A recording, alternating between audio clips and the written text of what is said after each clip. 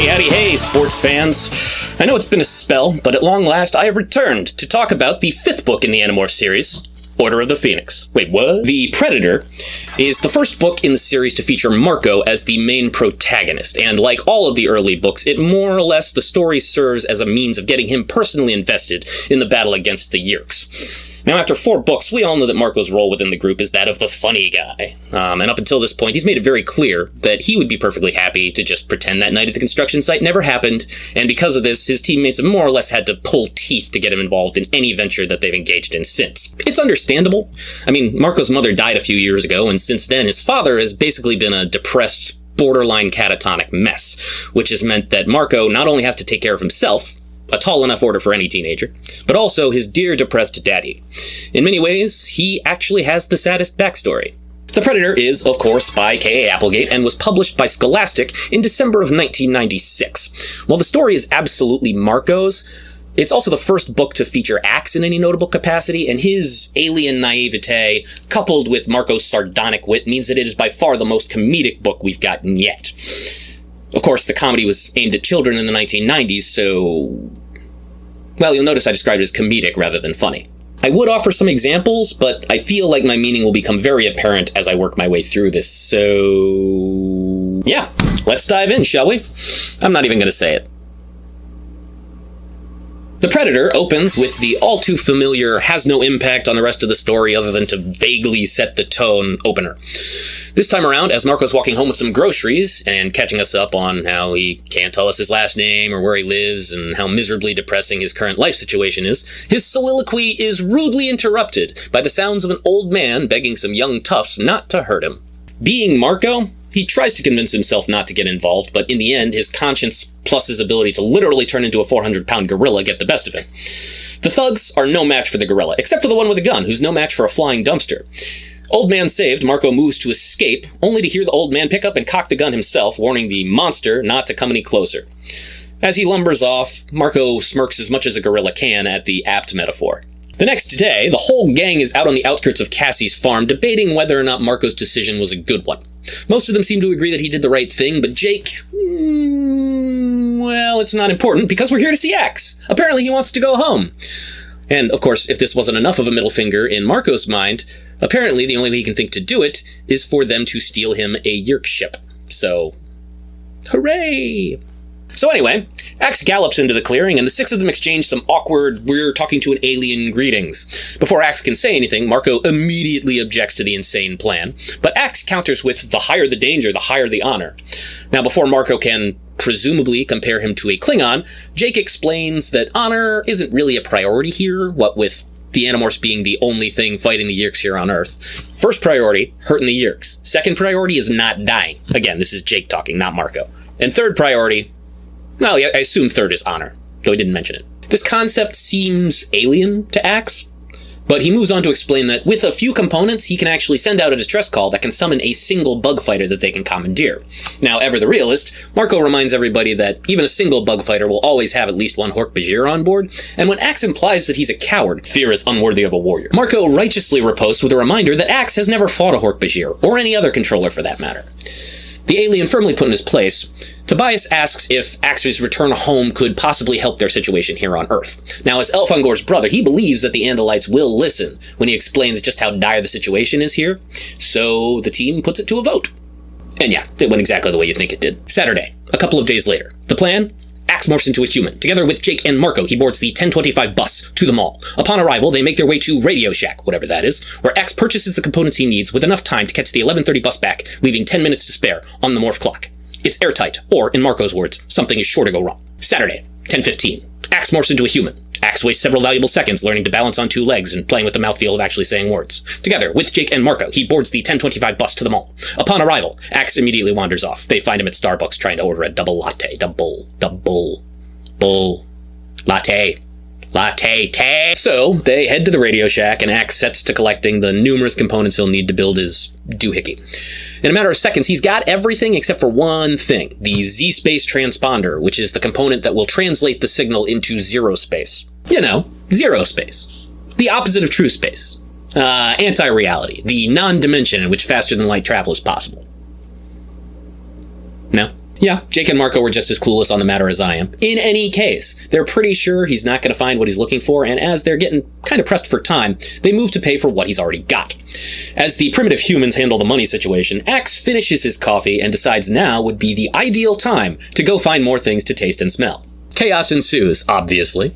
Jake and Marco follow a crowd of people that seem to be rushing to observe some spectacle at the food court, and sure enough, they arrive to find their fresh-faced human friend running from table to table, cramming anything that could even remotely be considered food into his face. Naturally, this has drawn the attention of the noble order of mall cops, and as they start to close in, our three heroes panic and make for the exit. And as they do, Axe starts to change. So now, you've got three teenage boys running from mall security, while one of them slowly grows a pair of extra legs, eye stalks, and a wicked tail. Of course people notice, which might not be so bad, except that one of the guards verbally identifies Axe as an Andalite.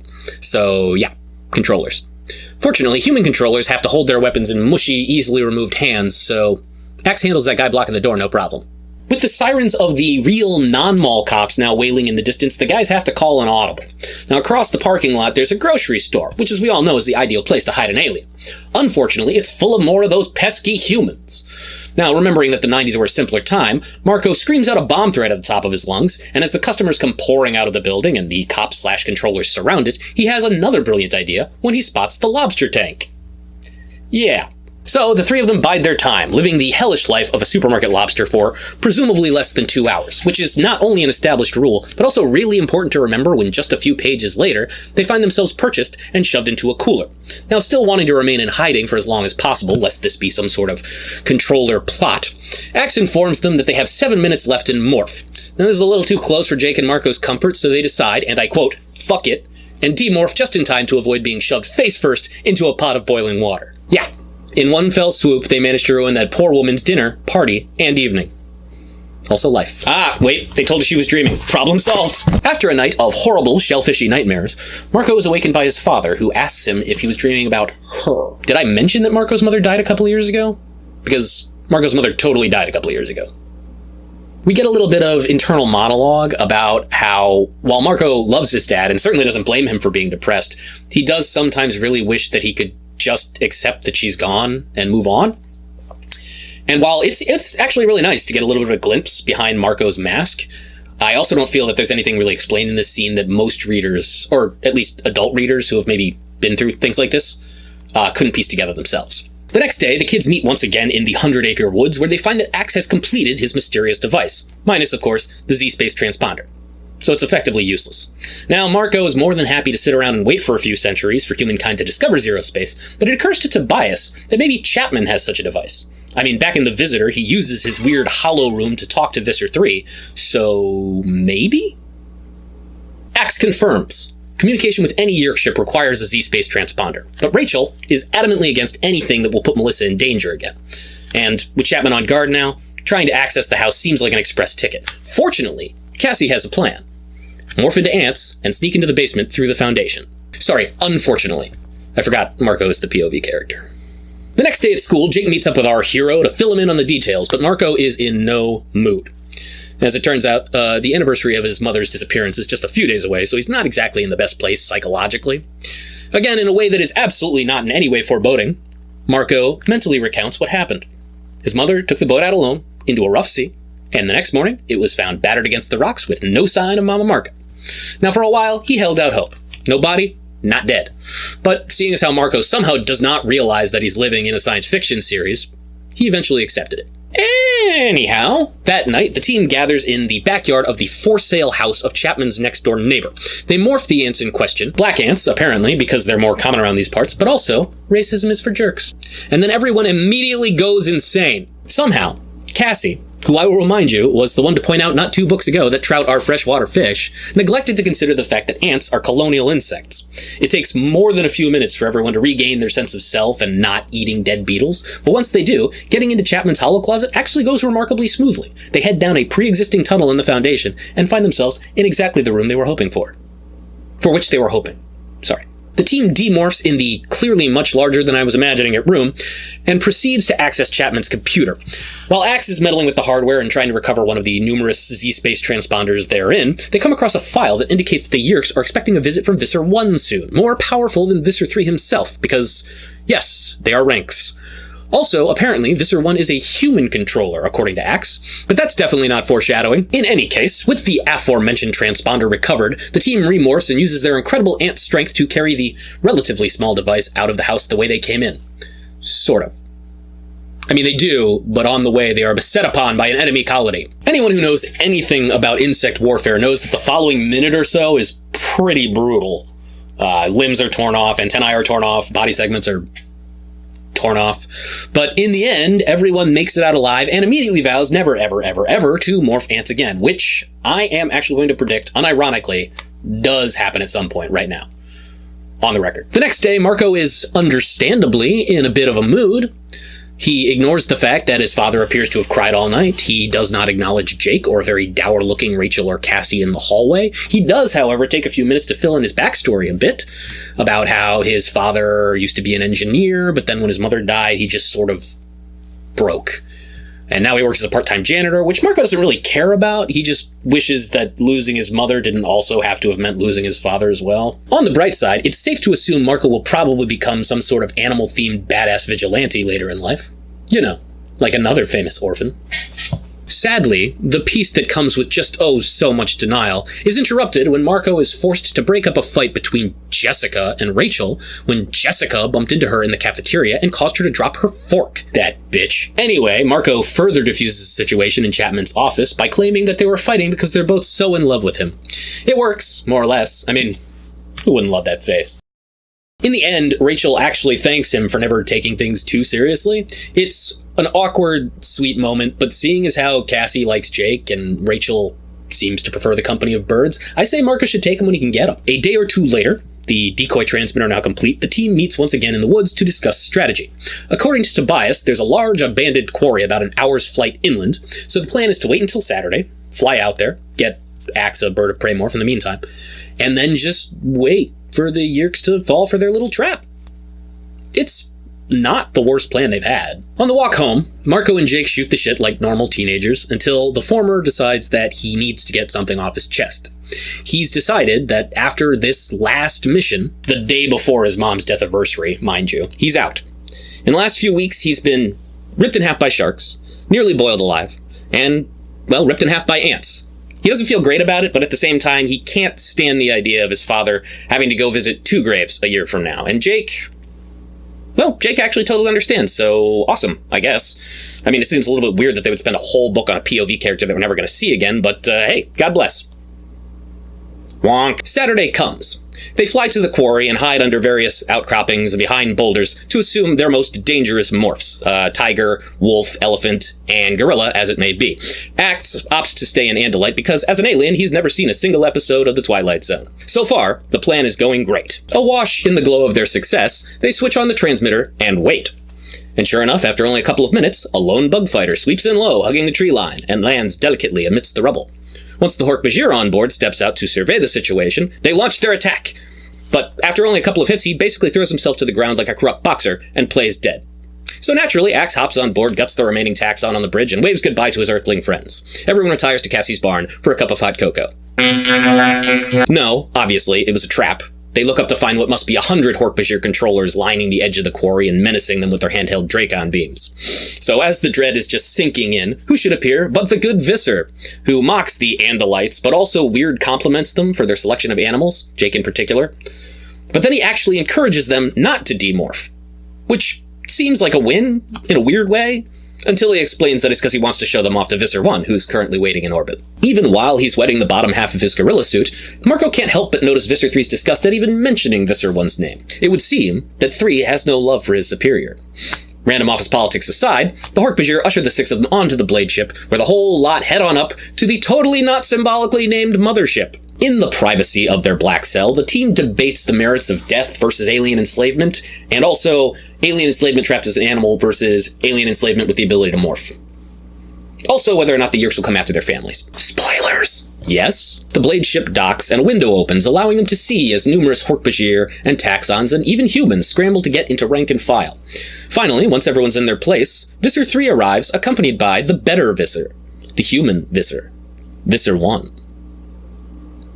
Also, it's totally Marco's mom. Needless to say, Marco, well, he's floored. Jake, as the only other person who ever met Marco's mother, immediately private calls him and warns him not to do anything to give them away, leaning on the obligatory line, "That's not insert dead person here. Not anymore."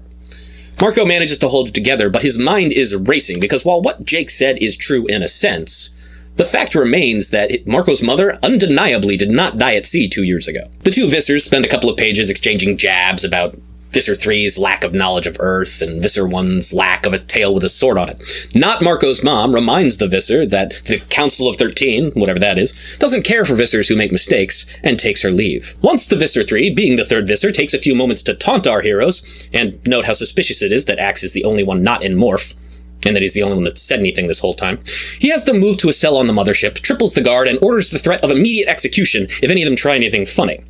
So things are looking great. In their new cell, there's more futile escape planning, but the real drama spawns from Marco's internal monologue. Understandably, he wonders when exactly the Yeerks got a hold of his mother, who I'm going to call Skipper from now on, just to make my life easier. He wonders when the Yeerks got a hold of Skipper. Was it a controller kissing him goodnight, giving him Christmas presents, and nagging him to clean up his room in the years leading up to her disappearance? Or did they somehow find her after the boat accident? In any case, as everybody seems to have accepted the inevitable, it's a twist when Marco is the one to say never give up, never surrender. He even pitches morphing ants again in hopes that they might find some kind of crack in their cage. But before they can confirm my suspicions from just a few minutes ago, who should arrive to release them but a pair of gold-uniformed Hork-Bajir who immediately provide explicit instructions on exactly how to escape. Skipper's soldiers wear gold uniforms. I didn't mention that. So, assuming that this is some sort of political move by Skipper to humiliate Visser 3, the kids follow said instructions, and despite having to mow down quite a few red-uniformed Hork-Bajir, those are Visser 3's, I really dropped the ball here, and some confusion with the drop shaft, which is basically a floorless telepathic elevator, they reach the escape pod safely and demorph with just a few minutes remaining. Now, as they're doing so, Jake and Marco agree that he'll continue to fight on the condition that nobody ever finds out that Skipper is his mother. Jake agrees, they land safely back at the quarry, and everyone retires to Cassie's barn for a cup of hot cocoa. The final chapter details Marco's visit to his mother's grave, with his father. As they deliver the obligatory flowers, Dad reaches out to our hero, admits he hasn't really been a great father for a while, but he's, talked to Jerry, and I guess he's going back to work next week. It's nice, even if it does seem a little narratively convenient, but Marco leaves his first book with a no longer broken father, and a solemn vow that wherever she is, he will find and free his mother. So what did I think of The Predator? Not bad. It definitely feels different than its predecessors as you're reading it. There's something about Marco's cynicism that really speaks to me as a bitter, jaded adult in a way that none of the other Animorphs have thus far. The Predator also has a decent blend of drama, plot, and action, and even though the plot is basically filler in terms of the larger story, and some of the action is downright campy, the drama feels real enough that it all just kind of works together, even though every individual aspect seems like it shouldn't, in a sort of potpourri Beastie Boys sort of way. Well, time to point out everything that's wrong with it. Oh, Vizier. I just got that.